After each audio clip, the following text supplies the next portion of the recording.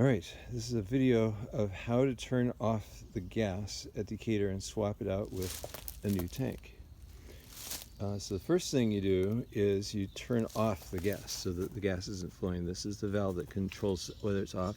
You want to turn it all the way to the right. It's already off right now, but normally you'll come out here and the gas is on. So once this is already turned all the way clockwise, then the next thing to do is to disconnect this valve here. And this is the nut that you want to turn.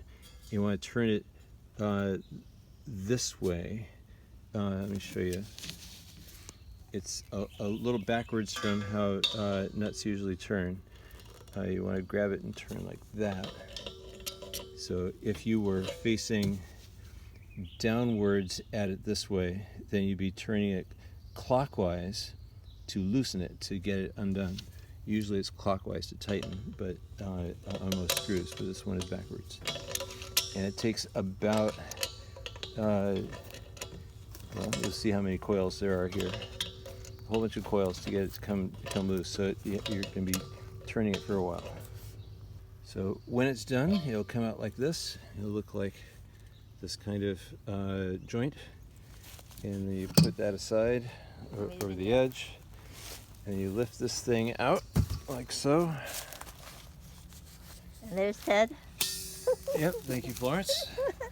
You take the new tank and you place it into the well like so, such that this valve is pointing outwards. And now you take this joint, you put it back in. Now it's time to tighten it. So now we're turning it the other way. Initially you can do it finger tightening, but eventually you have to use the wrench to get it all the way in. You can see there's a lot of threads to go in there. You just want to get it to the point that you can no longer finger tighten and then use the wrench. The wrench is usually stored in the elephant graveyard. Yeah, down in the bowling alley. down below, and it's got this 4 gas written tag on it, so because an adjustable wrench allows you to work on a bolt of any size, or just about any size. I need to widen this a little bit.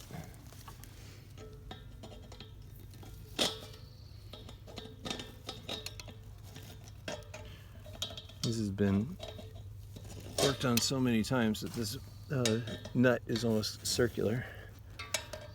You can still get some purchase on it with this wrench. You just want to keep turning it this way until it fully engages.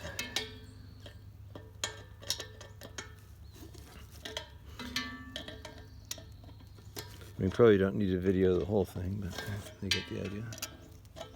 So the last thing you do, once you get it all the way in, you can see there's only about 1 or 1.5 of the rungs left on that. Then you can turn the tank back on by turning this counterclockwise. You can hear the little hiss as it turns the gas on. You turn it as far as it'll go and then back about a 1/4 turn, so it's not stuck in the open position. And then you're good for another tank. Okay, and what do we do with the old tank? So the old tank, you carry it back in the golf cart to the vehicle shed, and then you let and you put this little cap on it, and you let the caretaker know that, hey, you've got an empty tank, and they refill it, and then they bring out a fresh one. Oh, nice. Yeah. And it's not completely empty, because that is when you actually notice it's near empty. It's because the fumes are strongest when you're drawing it from the bottom. That's how you can tell. Right. The last like 5% of your tank smells really bad, and that's kind of the signal to swap it out. So if you wait till it's completely empty, then it's going to be a stinky house for a few days. So it's best to take it back when you start to smell it. Okay, thank you. Now we know how.